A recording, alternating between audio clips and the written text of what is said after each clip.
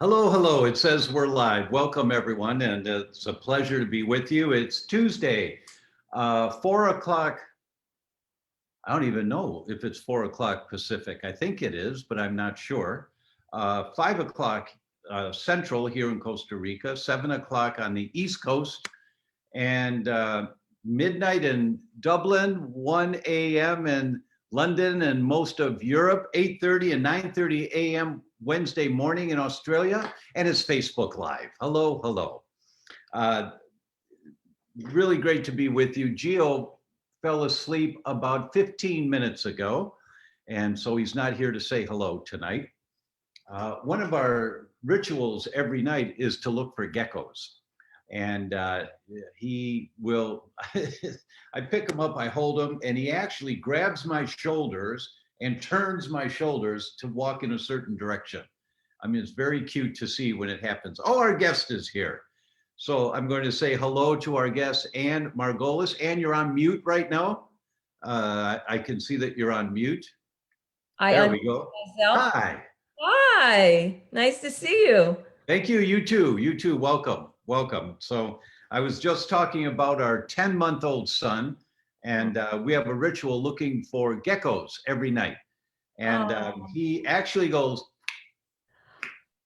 and he points to him, and it's his way of saying gecko, like this. And it's so cute to see, and to see the wonder in a child, a young child's eyes when something's just captivated him is really special. I feel honored every day that I can see this.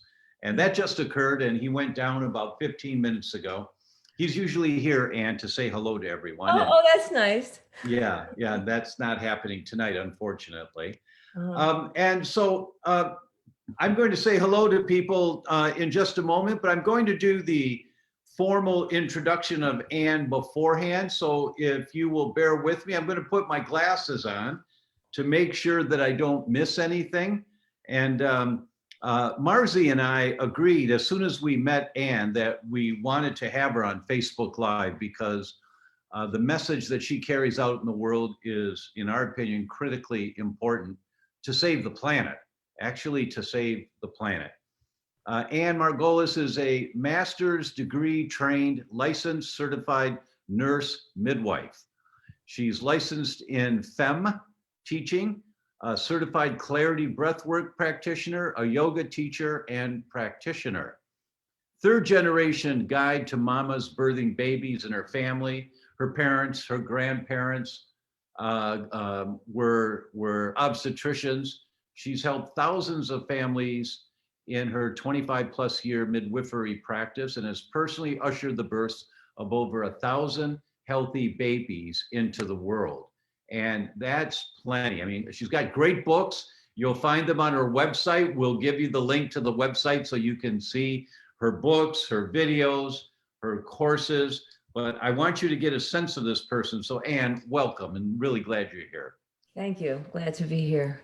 We're on the same mission of trying to do what we can to save this planet. Oh, yes. Yeah, exactly right. Exactly right. I've said for years before this current crisis that the quote was attributed to Einstein that was that the problems we've created today cannot be solved with the same level of thinking that created the problem. Right. And that we need people thinking outside the box, thinking bigger pictures. We need the next generation thinking in ways that we can't think, because if we could, we'd fix it, and we haven't fixed it. So this concept of healthy babies is so critically important. So for some people who may not have any experience with this world at all of midwifery and things that parents to be can do to help ensure healthy pregnancy, healthy birth. Let's start first with what is midwifery? Well, so let me first start with what is an obstetrician, right? An obstetrician goes to medical school and residency and has extensive training in treating complicated medical diagnoses and treating them medically and surgically.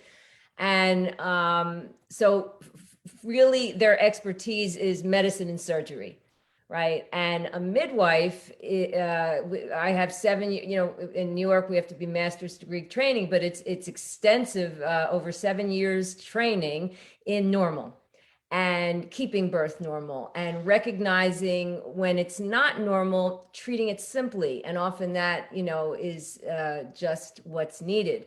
The vast majority of people having babies it's just a normal process. Like your heart, if you don't have asthma or any kind of lung problems, your lungs are breathing. You don't have to think about it. So your heart's beating unless someone has heart disease, then they need a physician. But birth is a normal growing a baby and having a baby, birthing a baby, feeding a baby is a normal, natural process.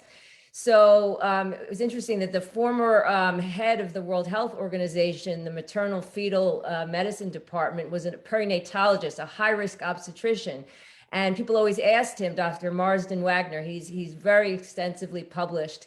He's a scientist, and people ask him all the time, why are you so supportive of midwifery care? He says, well, you look at the countries in the world that have the best outcomes. It's the countries like, Scandinavia and Japan, where the majority of the population, the healthy population, is seen by midwives, leaving the obstetricians there for the high risk situation. And that's when we're getting the best outcomes. The United States ranks the worst among all developed nations and even other countries in the world in terms of maternal mortality. We're losing more mothers in the process of giving birth than any other country in the world, and our rates are increasing. Could we stop there for a minute? Yeah. That one needs to sink in. And people need to understand that according to the World Health Organization, and I've been saying similar types of quotes for years, that the United States has the highest per capita expenditures for health, and they're ranked in the bottom 5 of all industrialized countries in quality of healthcare, in life expectancy, mortality, and maternal mortality, which is increasing. And we're the only country in the world where it's increasing, but we're spending the most money on. And if you look at it, the majority of births in the United States are still taking place in the hospitals. What is that saying about how we're treating, how we're taking care of the vast majority of low risk healthy people going into the hospital? So I want to stay with that, because in my mind, I'm hearing people say, well, that's why we need our obstetricians, is to prevent this from happening. And that's why we need these highly trained medical doctors for uncomplicated births. They need to be there in case there's a problem. I can hear that logic in people's mind because we have been trained to think that medicine is healthcare.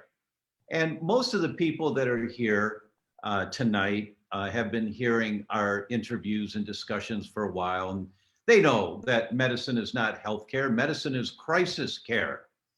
And Yeah. if you have a crisis, you really want a great OB-GYN in your corner. When Right. Marcy and I were pregnant a year ago, we made sure that we found the best comprehensive OB-GYN, and we interviewed 3. And we picked one who was highly, highly rated, but also was receptive to being as minimalistic as possible. Meaning, if you sit over there and don't do anything, I'll be happy to pay your bill. Right. But that's the best intervention. Have you read Dr. Michel Odent? He's another forward-thinking obstetrician. No, he's actually in France. So I heard him. He wrote books, and he spoke at a conference that I was. And he says this a lot. He says the best intervention. He does it in his French accent, which I can't do. In a normal, healthy birth, what would you think to say? Sit in a rocking chair and watch it happen. Yeah, even better, to knit. KNIT, because the modern medicine, medical people think they have to fix something when it's not broken. And the Hippocrates oath, that all doctors in training have to take is first do no harm. So sit and knit, keep your hands busy. Don't interfere. my eyes are open, my ears are open, my heart's open, I can talk, I can drop the knitting if needed. But what is that knitting presence of a calm provider who's seen it all? You know, that's contagious. That Right. calm is going to exude calm and is going to benefit and ease the labor of that person. You know, so that You know, today is my daughter's birthday, and she was born um, decades ago. I won't say her age, but we were in Chicago, and Chicago was a center for home births back in the 80s and 90s. And there were three OB/GYN clinics in Chicago that specialized in this. And the doctor came with a nurse to our home. We lived in married housing on campus. I was in my education. And he literally sat in the rocking chair and read my textbooks and asked me questions at times about it. I'm thinking, and we were really happy because we didn't have any complications. And he'd just say, yeah, good. It's looking good. You're doing great. And then go back to rocking and reading. Good obstetrician. And I was really happy to write him a check. At the time, it was $1,200, which was a lot of money, especially for a student at the time. Yeah. But we were really happy because we had a healthy delivery, very healthy delivery. Now, when he left at 2 a.m, I still laugh about this. We didn't know what to do. This was our first child. We didn't know to put the baby on her stomach or on her back. They're not. And it was 2 a.m. So let's put her on her side. And we put blankets to kind of prop her in, you know, to hold her in there on her side. We just didn't know. But so if the statistics tell us that the US has the worst maternal death rate in the world, and near worst in the infant mortality. And infant mortality, we first just have to recognize for ourselves as individuals that we've been blinded to the problem. We don't know that the problem is there. And for everyone who's listening tonight, my suggestion is just Google World Health Organization statistics on infant mortality. Just Google it and see where we stand. And maternal mortality, it's compared to other countries in the world, it's incredible. Yeah. And so once you see that for yourself and you know that this woman is not exaggerating, she's telling the truth, then it becomes an OMG. Oh my God, I had no idea. And then what do? Well, here we have a nurse midwife who's been doing this for over 20 years. And she's telling us that a natural childbirth, so what's your definition of a natural childbirth? Let's start there. It can happen anywhere. It can happen in the home. It can happen in the birth center. And I love, I love empowering families who are planning a hospital birth to speak up and make their plans and do that in the hospital. A natural physiologic birth just means letting it happen naturally without disturbance, because most of the time that's all that's needed, right? Person needs support, person needs encouragement, maybe some suggestions. But first, do no harm when it's working well. When you apply that high risk mentality and start meddling, then intervention leads to intervention, and then that's where we see the problem. So a natural birth is just allowing it to happen, really no disturbance. And when that happens, what an amazing how amazingly effective it's beyond words, the difference that I see in the mother and in the baby, in the mind, body, heart, spirit of both of them, in terms of health. Like just a simple intervention that doctors started doing in the early to mid 1900s when birth was moved from home to hospital in a lot of parts of the Western world was to cut the cord, umbilical cord, immediately. There's no evidence to show that that's helpful for anybody but the doctor, right? It just gets it over with. But that's cutting off a third of the blood supply that belongs to the baby, because a third of the blood supply backs up into the placenta and then needs to come back and go to the baby. All animals allow that, mammals allow that to happen, but we cut immediately, and then the baby's traumatized, can't breathe, has no oxygen, and then we have to resuscitate more babies. That cord blood is a hemorrhage that no one sees when we cut the cord immediately. This is just like we assume it's normal. Oh, baby's born, cut cord. Well, that's the way it is in the movies. That's the way it is. Yeah. Right. So you're taking away the oxygen, blood volume, stem cells, iron, all the nutrients that babies need to transition from womb to world and for long-term survival. And this is just like innocuous, cut the cord right away. And why? So now, the evidence is coming out that, that's harmful. But we've been doing that for years. And that's so much of medical intervention. A lot of times have been just accustomed to be doing routine until we have now research showing that actually that was harmful. And how long should the cord stay attached to the baby? Who says we have to cut it at all until the placenta comes out? But okay, so you want to at least wait till it stops pulsing. They're even doing this now with cesarean birth.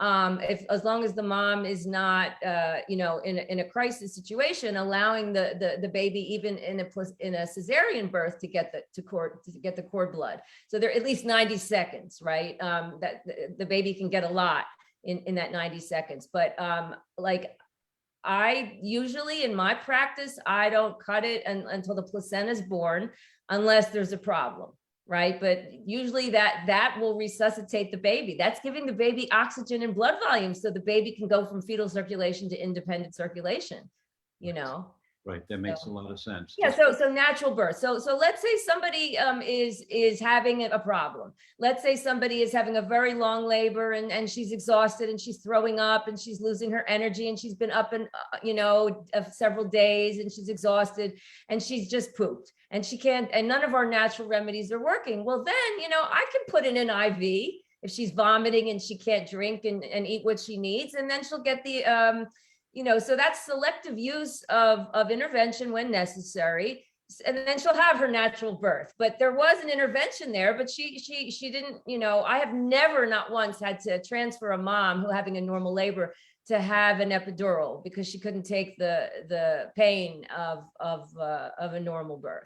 But, wait. Say that again, please.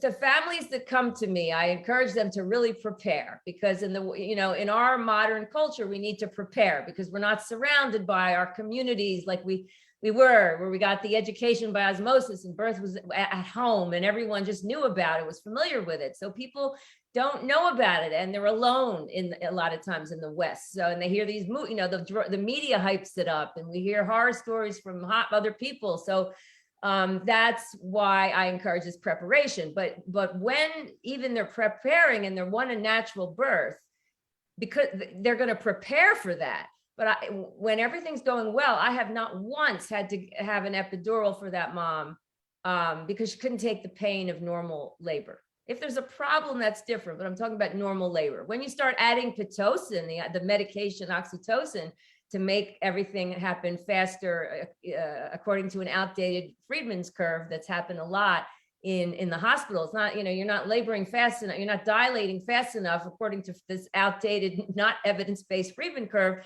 They're giving them oxytocin, Pitocin in the IV, and that makes everything harder and worse. And they, of course, they need an epidural to handle that, right? But I'm talking about just an uninterfered, undisturbed with natural birth where mom is moving and vocalizing as she needs to move and being supported as she needs to be supported. I don't have, it's not people coming to me have different bodies. It's a mindset, and it's just, we're just not meddling, and it works. Well, I can, so first I want to say that this is a expert who's done over 1,000 births, and she's never had a person that needed to have an epidural. If everything was normal. If everything was normal, if there's a complication, whatever you need, but if everything is normal. And I can attest to that because Marzi did hypnobirth training for about 7 months before the birth. And every day she practiced for a little bit, just her breathing and closing her eyes and getting into the state of mind. She actually would talk to Gio, in utero, and she was always quite relaxed when she was done with her exercising. We called it exercising, the meditation almost. Yeah, the train. It takes training, but you can train and shift your mindset. And when Marzi's water broke, and the midwives came and the doulas came, and they saw Marzi, and after about a half hour, they said, "Well, it's going to be a while. Looks like it's going to be a while. Let's just relax." And Marzi was in great shape. We had Mozart playing in the background, and the little lights were on.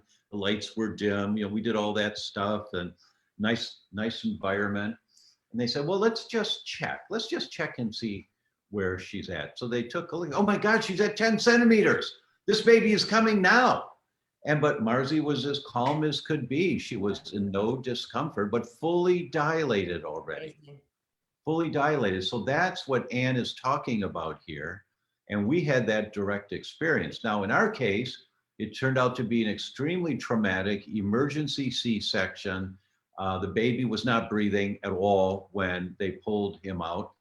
And it was because Gio was like this in the womb. And they didn't know that, but he just wasn't coming down the canal. Right. His head, I could see his head, but it wasn't coming down, and that's what demanded eventually the C-section. But before that, Marzi was just no pain, no discomfort, really happy and peaceful, looking forward to the whole experience. So that's a different paradigm than what most young women today have had implanted in their brains. It's a very different paradigm. Very different. And then when you've tried your best, when you've done everything, and then you need to, it's not going as planned, and you need to transfer to the hospital, then it's you've done your best. Then that now you're grateful for the care that's there for you, right? You've done your best. But people just walking into the hospital in the United States have a 30+% chance of having a cesarean, when the World Health Organization says it should be no more than 10 to 15%. Some hospitals in my area are 40 to 50%. That's absurd. That's malpractice, actually. A lot of the cesareans are unnecessary, and so I'm very grateful for the ones that are necessary, grateful for that care. But I'm on a mission to prevent that unnecessary. Because almost 50%, they say 45% of women going to the modern day hospitals are having birth trauma, like PTSD from giving birth in our country's hospitals. So I'm on a mission to prevent this. And, we got to bring the power back and educate and take back their health, their birth, their life. Well, the first thing, I'm going to do a shout out to a few. I always do this, the people who come in and they say hello. Alice is here. Alice Stoddard. Hi, Alice. She says, thank you so much for taking our questions, of course.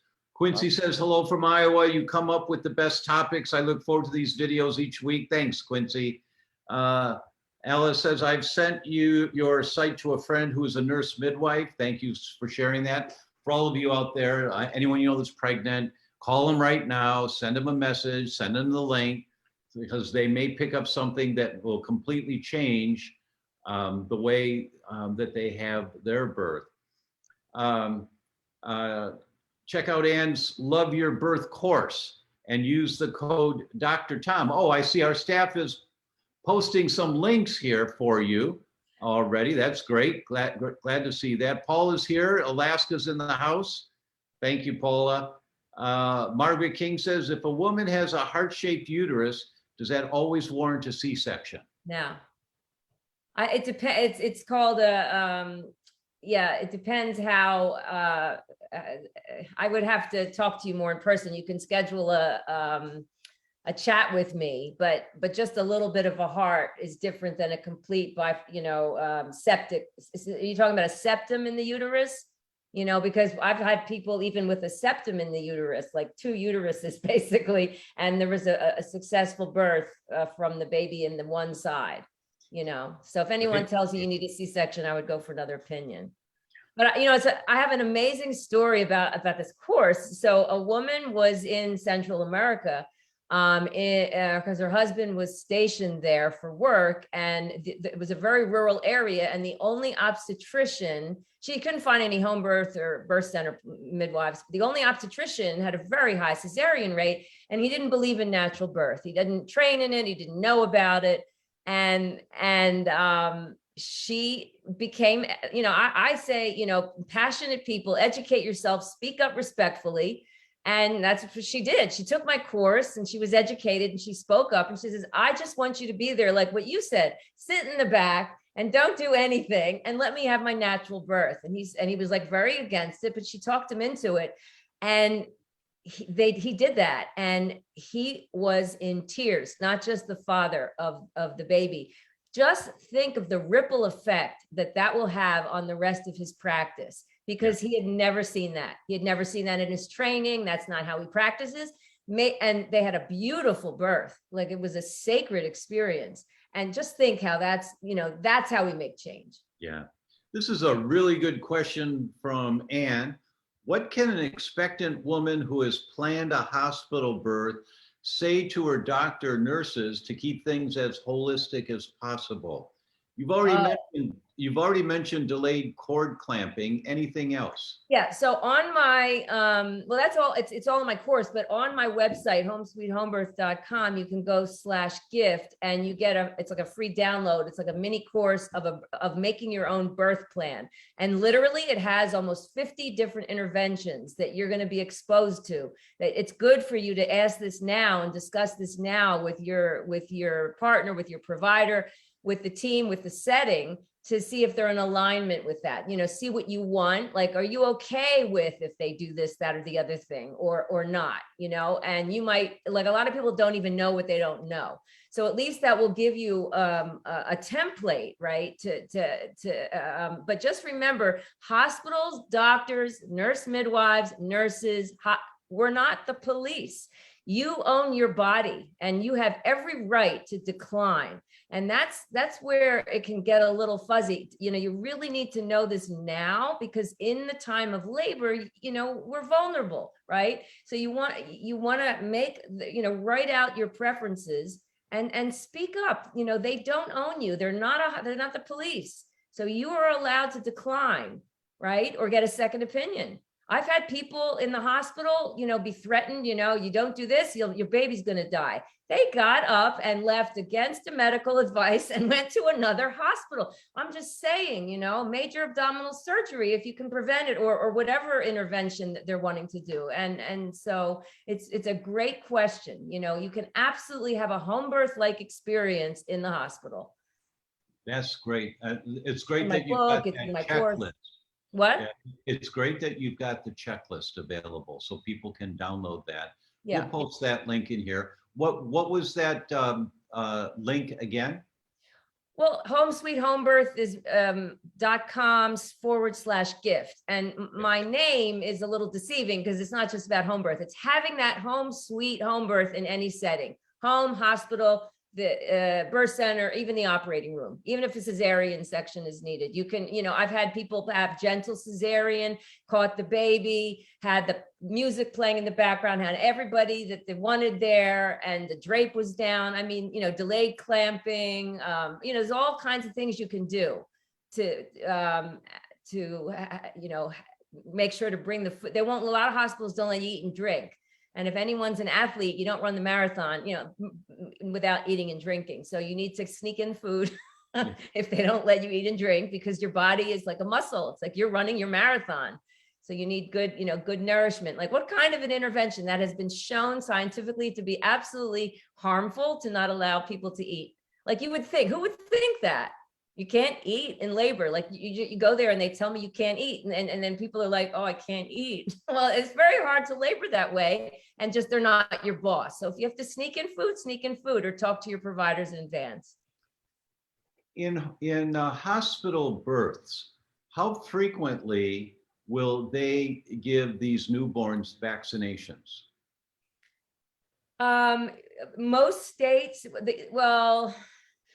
they're giving vaccines in pregnancy, which to me right now is insane. They're giving the COVID vaccine before August was considered like a contraindication to the vaccine. If you're pregnant, you can't get it. Then suddenly we have all these studies, like what studies? That now pregnant women can get the vaccine, need to get the vaccine. And they're given also the flu vaccine and the pertussis vaccine. So that's just in pregnancy, right? So I would say that's a whole other discussion. I have a whole chapter of that about the evidence and the pros and the cons in my Natural Birth Secrets book, 2nd edition. But in terms of the newborn, they're giving the newborn hepatitis B vaccine. You know what the hepatitis B vaccine is for? It's like bloodborne pathogens, from promiscuous sex and IV drug use, and if you're a surgeon or something, something like that. So or the mother has hepatitis B. So if none of those are above, you can absolutely refuse to have hepatitis B vaccine. They don't have to force you to do that.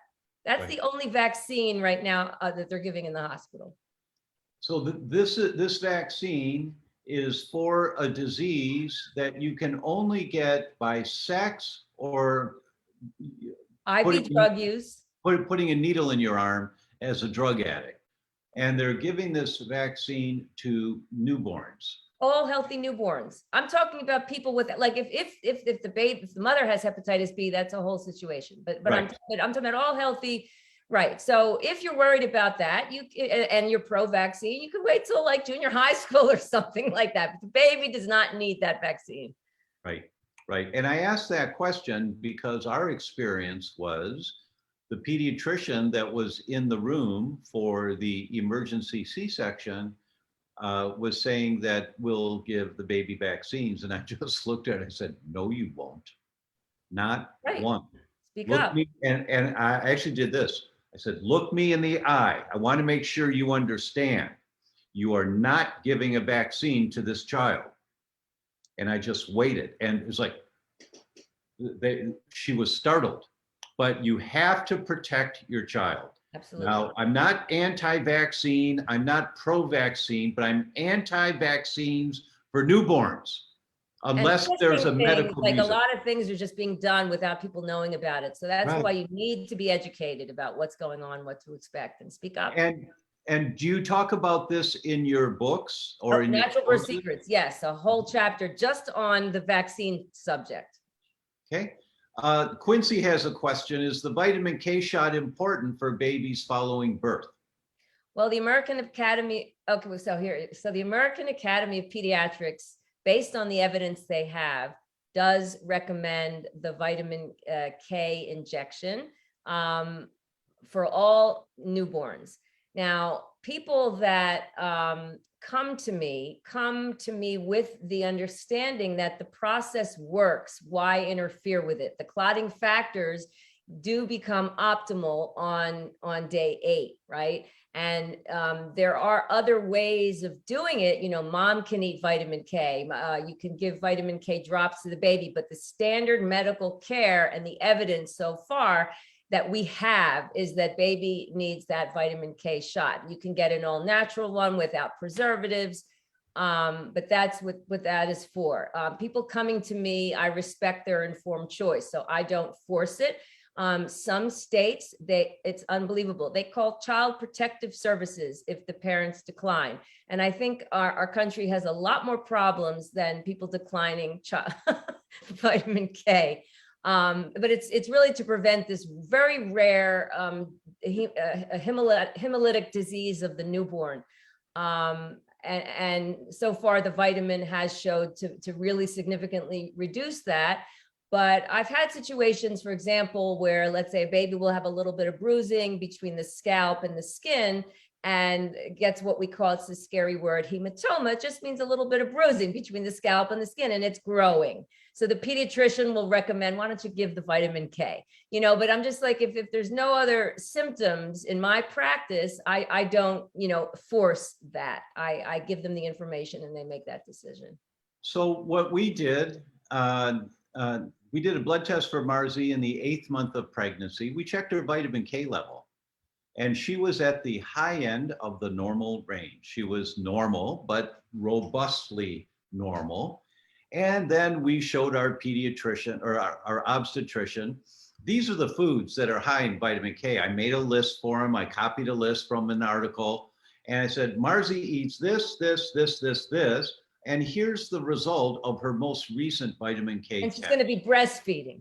Yeah, exactly right. But in utero, during the pregnancy, her vitamin K level was robust.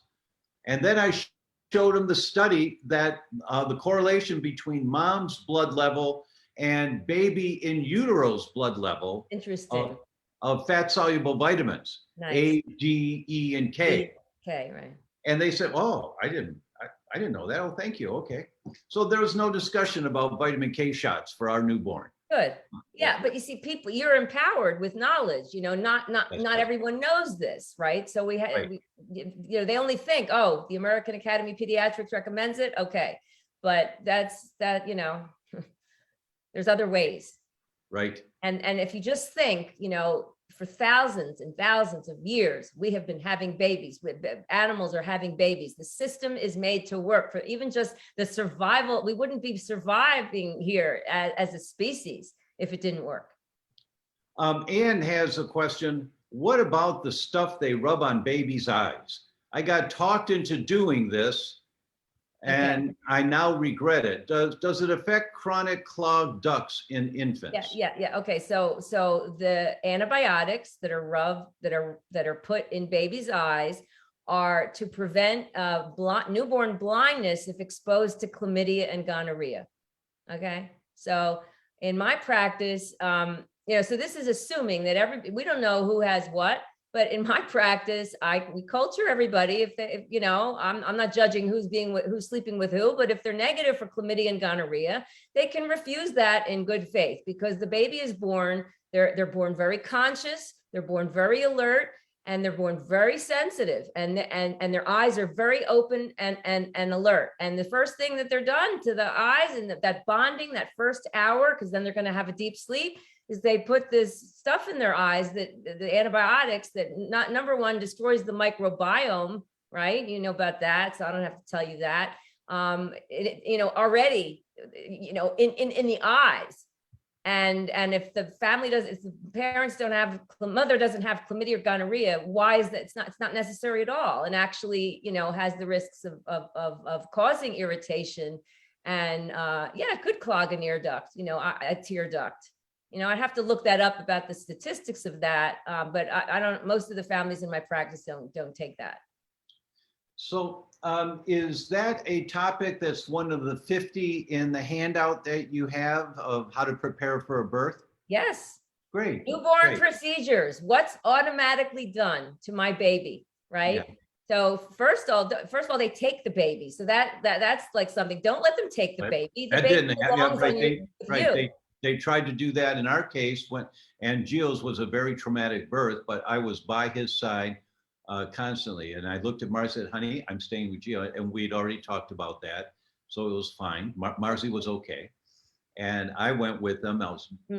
He was never out of my sight. And I was always in his sight. I'm leaning up to him and saying, we got this, man. Good. We got this. And he's screaming his head off. I know. We got this. I'm here with you. You're going to be okay. Good. And, we need to be educated more before going into a delivery room so that we know what our options are and how to protect your baby. Because in the United States, we have the worst infant mortality rate in the world and the worst maternal mortality rate in the world. And it's the only country where it's increasing. So look at that fact, look at that statistic, and realize that we have to be proactive here. Even if you love your obstetrician, what a nice doctor that is. Well, great, but you still need to be proactive to protect your family. You can love your obstetrician, and I want everyone to know, when you present, you look at the birth plan, you write it up, you write your preferences, and you present, that to him or her, and they roll their eyes or they say, we don't deal with birth plans, we don't believe in natural birth. You have the right to switch providers until you find someone that you're more alignment with. You don't owe this obstetrician that you've been with for 18 years. You're like, this is your body, your baby, this is a peak life experience for you and your baby. So, and your family. So you are totally allowed to switch providers. So you don't get one that rolls the eyes and says we don't deal with birth plans. But you want to be respected in your preferences. Anne says, Dr. Thomas mentioned detoxing before conception. And do you have resources for planning for this? Well, in my Natural Birth Secrets book, I have a whole chapter on, what you can do for that, I'm not necessarily talking about detoxing, but avoiding toxins. There's no harm at all in doing a cleanse. No harm at all. It's actually recommended. But in terms of what to eat, what not to eat, what to avoid, the toxins, what you're hearing, what you're seeing, what you're putting on your skin and in your house, all that is in my book. And it's lengthy. You do your best. So, Anne, how do you talk to a 25-year-old recently married? They want to have a family, and how do you begin approaching someone of this generation of childbearing, their mid-20s to early 30s? How do you introduce this information to them in a way that doesn't scare them? Well, I have a very big Instagram page, and that's where a lot of them are. And their attention span on Instagram is like, 2.6 seconds to grab their attention. You see, I don't convince anybody where to birth or what to believe, but I just present, and I make these cute little reels, and I dance, and I'm a little funky, and the music is hip hoppy, and but I'm pretty clear on the messages and I have a lot of young people following me. People that come to my practice are coming to me because they want this kind of care. But the reason I went on social media is because I'm so passionate, and because I want to educate and spread this message and empower, women as early as I can. I have to be on Facebook and social Instagram, and my Instagram account is huge, and it just keeps growing. And I have to make these reels, but they're kind of fun, and make it relatable. But something, when someone is pregnant, it matures them a bit, and they want to do what they don't know what's right, but they want to do what's right. And it's amazing how many young people are coming to my page and That's asking me marvelous. questions. Marvelous. It's amazing. Quincy has a question. I wish I knew this info 14 years ago. My first delivery, I was age 21 in a hospital, was tough and took years to emotionally recover from. The next 2 births went much better. Parents to be, take note here. This is empowering information. Thank you, Quincy. Thanks for the validation. Quincy, I want to share that's your name, right? I can't see the question. Yes. Yeah. So my first birth, I'll share you very quickly, but that's what stimulated. So I was an obstetric nurse for years I became a midwife in 95. So in the late 80s, I was an obstetric nurse, and that's where I developed fear of birth. But my own birth on that unit, so you think hospitals are safe. I wasn't dilating as fast as I was supposed to. Who can, when you're tied to an IV and a monitor and lying on your bed? No animal can labor that well in that situation, right? So they gave me Pitocin, and they gave, the medication dropped the baby's heartbeat in such a dangerous way. I was an emergency cesarean, and that was my worst fear. And they rushed me into the emergency room, emergency surgery. And I'm by myself for an hour. I am looking at the clock, and I know as a nurse, I went from my baby's going to die to my baby, or is going to be damaged, and my baby's dead, my baby's damaged, my baby's dead. And here I was in a hospital feeling safe, right? So miraculously, I started pushing. The assistant surgeon had not come yet. That's why they were waiting for. But when the baby was born, when I started pushing, I started calling for help, and the doctor comes in a panic, cuts a huge episiotomy and vacuums her out. And I had left my body. I was in a trauma state. I was in, that's called birth trauma. So my daughter was totally fine. So they misdiagnosed her problem in the first place. I would have had a cesarean unnecessarily. But what I want to tell you is they said, look at your baby, she's fine. I was gone. I had such birth trauma that, thankfully I healed it. And that's why I'm very into the breath work, clarity breath work that I do. To help, because I hear from so many women about how traumatized they are from their birth, and it's real. It feels to them like a rape, because it's involving their intimate. They're forced into the intimate areas of their life, and it's very intense. And things are being done to them that they don't want, and it's scary, right? So I just wanted to tell you that I look at that back now. Is that what pushed me to go to midwifery school and to do the work that I do? So Marvelous. Yeah. You can. That's why you're so passionate, and right. It comes through. Margaret has a question. I'm 43, would like to have my first baby. What can you suggest to increase my fertility? Oh, that's in my book too. But I just had a mom who gave birth with me. She was 47 and another one was 46. But yeah, all that is in my book. But what's really important is to track your cycles. And, all in my book, I have things to do, but acupuncture really helps with enhancing your fertility. And really what helps is to have fun and to not stress about it, like to relax. So whatever you can do, yoga, laugh, do what you love. Because that's why so many people who are told they can't have babies anymore and they adopt and they get pregnant, because then they relax about it and then they get pregnant. But all the different things that you can do and how to enhance your fertility is I have a Natural Birth Secret book, 2nd edition. It's all in there. I'm going to add a little to that question. Last week we had the Pizzornos on. It was a great interview. And I said to Dr. Joe that I'm embarrassed. I hadn't read this study. I was really embarrassed. And it came out in the Journal of the American Medical Association in 2018, so 3 years earlier. And I just missed it. And what they did, they looked at pregnant women. They compared pregnant women by diets and outcomes of trying to get pregnant and pregnancy. You're saying by diet? By diet, Yeah.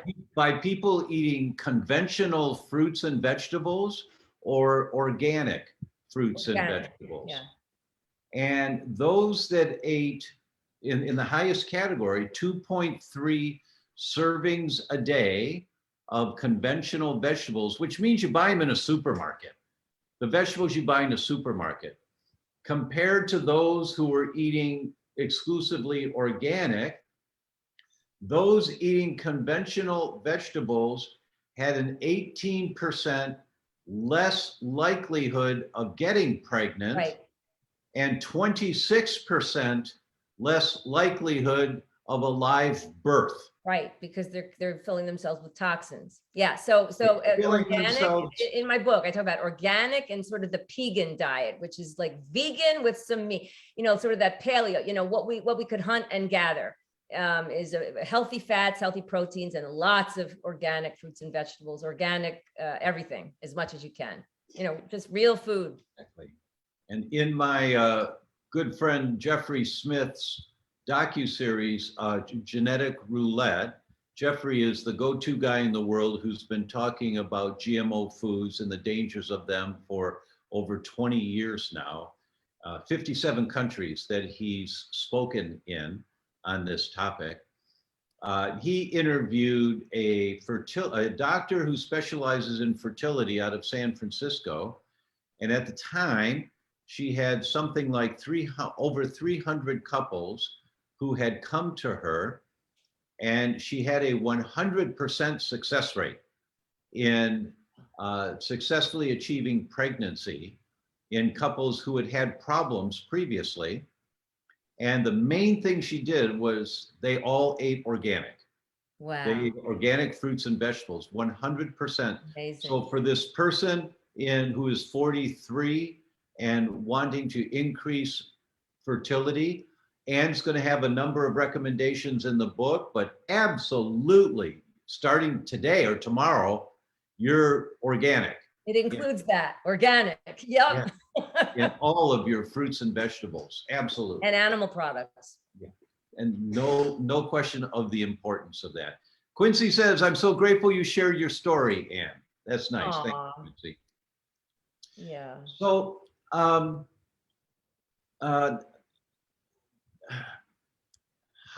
do I ask this question?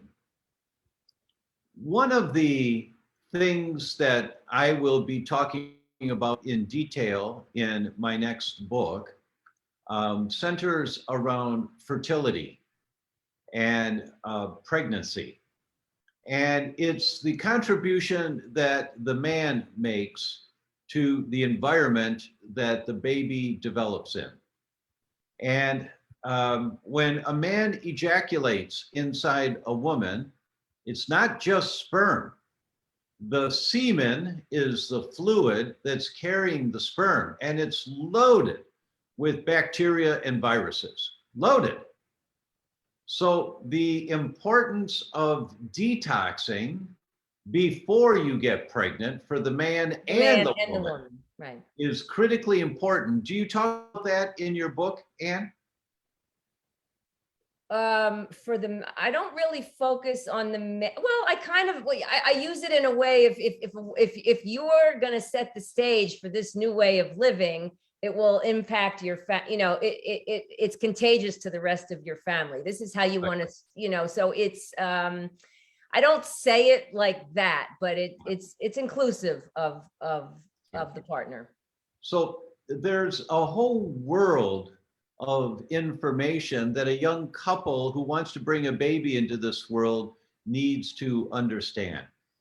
For example, we know, everyone here knows the critical importance of the microbiome, critically important.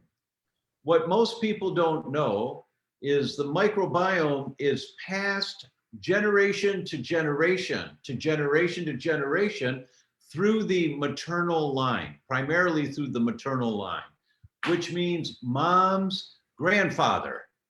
The microbiome that what mom got was from her parents, and the ratios of the good and the bad bacteria, and sometimes it goes back generations.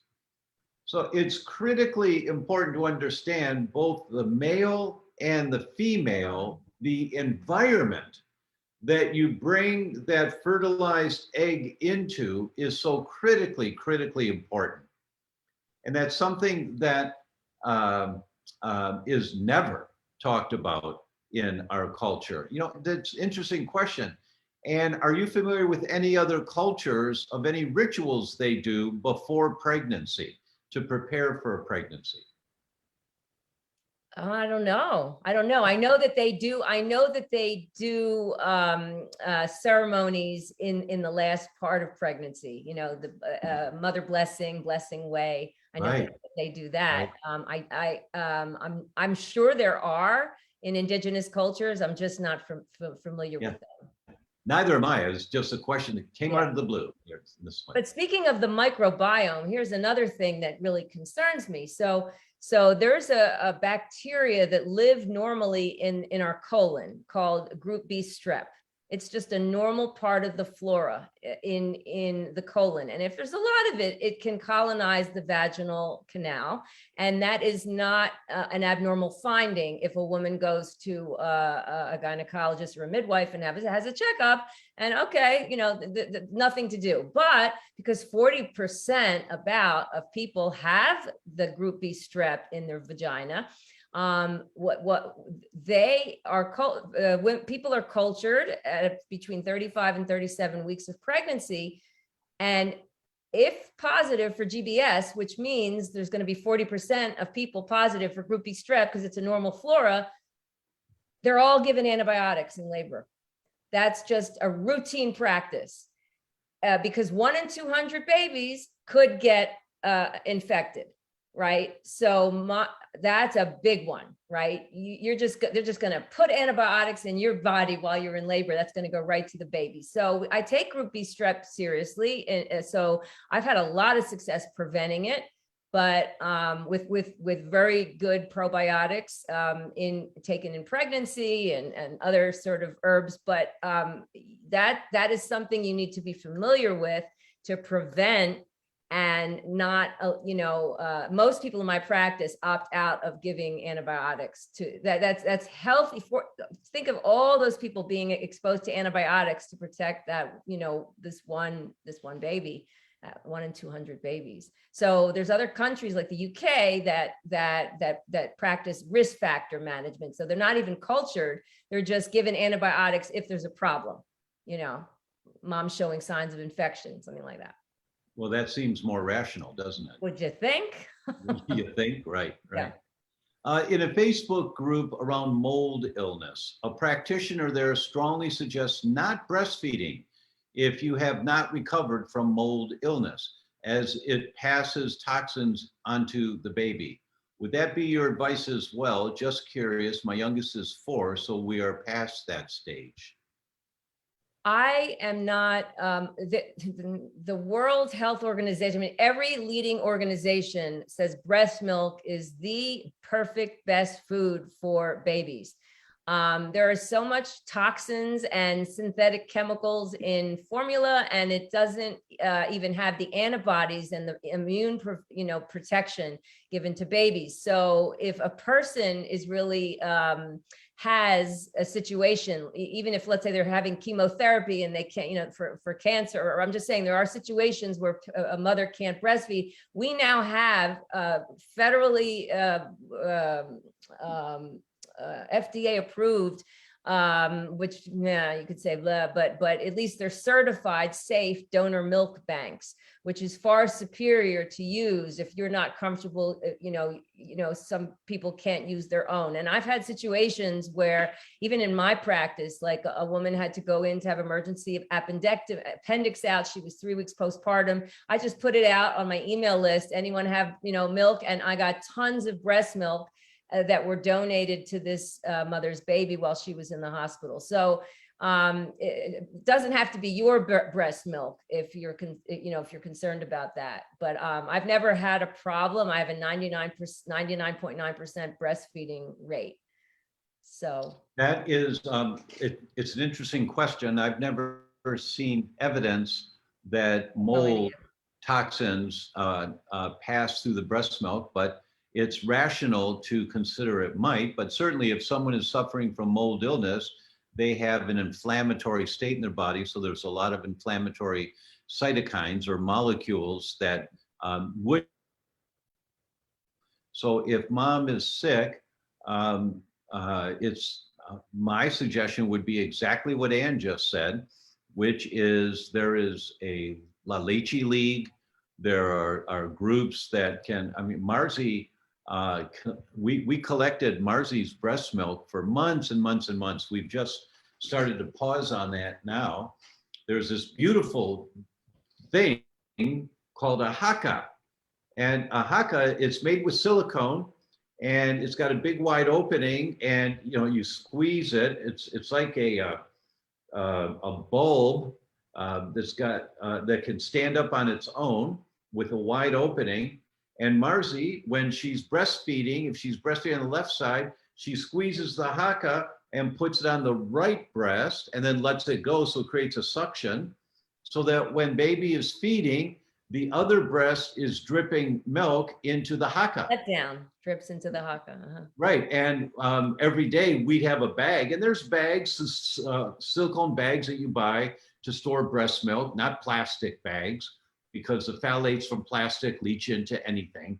So you wouldn't want to do that. But the silicone bags, and we put in the freezer, and we've had 4 babies in the last 7 months that we've helped moms who couldn't breastfeed for one reason or another, and they're getting the very best milk in the world, you know, just Right. the healthiest. So there are groups out there that can help you access breast milk, healthy And breast donor milk. milk banks that you can absolutely get from. Right. And let's see. What are your thoughts on using soy lecithin to clear clogged ducts? Knowing that all the preservative or all the preventive measures have been taken beforehand. I am not familiar with, I don't use soy lecithin for anything, but I'm not familiar with any evidence that that works or that does not work. Where did you hear that from? That's a really good question. It's not one of the So- remedies that I've used. Yeah, I've not heard of that either. So I'm not sure. What we've used in the past, there's an excellent book on Amazon called The Oil That Heals. It's a simple little paperback book. It's the memoirs of a doctor who spent 50 years as a general practitioner. And he talks about castor oil packs. Oh yeah, castor oil packs. And how incredible castor oil packs are for so many different conditions. Yeah. So please pick up that book. It's like $9.99, something like that. I was going to suggest castor oil packs rather than taking internal. So I don't know. Right. For clogged ducts, I would look to something like that, and I would look to a type of massage called manual lymphatic drainage, MLD, and look for someone certified in manual lymphatic drainage in your area. And that's a type of very gentle massage that reduces plugged up vessels, lymphatic vessels, blood vessels, ducts. It's a type of massage that opens up the flow in your body. And that can be extremely beneficial for you. I see that the team has posted the link here on Amazon for the oil that heals. That's great. Okay. Great. And I don't know what other remedies have you done? Have you alternated all the different side, positions of nursing and massaging the breast down, like with the comb and in the shower or the hot water, here's something that is a lot useful. of the remedies in my book. This is very useful, that after the birth, the midwives came and just knuckled Marzi's breast. They just put their knuckles in there, and Marzi's like, ow, ow, ow, ow. But they were breaking up any congestion that her breast had accumulated over the years. Wow. So that her milk would flow better. And they explained, this is going to hurt. This is not fun. Yeah. But it's going to help your baby a lot. And Marzi is no wuss, but she was like vocalizing that this is no fun. This 10 hurts. centimeters like a Zen Buddha, but And she's sticking her head in here, and I was saying, what are you talking about? But between that, to open up the ducts initially, and then using the haka on the opposite breast so that there wasn't excess milk drying up in the ducts. right. Her ducts never plugged up, never had a problem with breastfeeding until Gio started biting a little bit, and then mama said, no.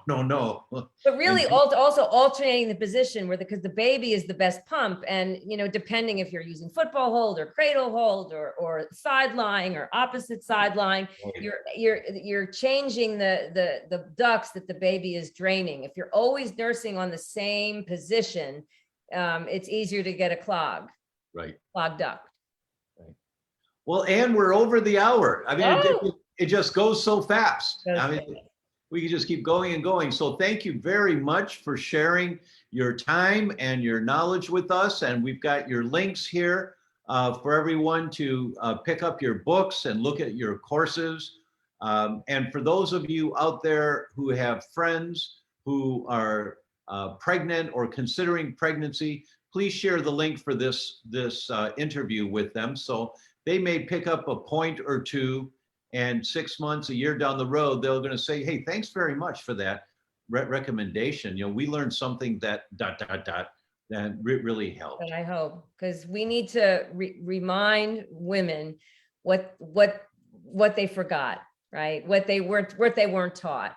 Yes. Because I work a lot with indigenous cultures that they come up and they don't need childbirth classes. They're surrounded by home birth and the community, the village, just, you know, by osmosis, giving them education, and they just come up here and they birth. It's like, you know, we have to deculture, we have to get out of our mind, and we have to get back into our bodies. Amen. And learn what we need to do and how to protect ourselves in the medical environment, in the hospital environment, if we can't or not interested in home. And thank you very much. And all right, everyone, we'll see you next week. Bye-bye. Bye.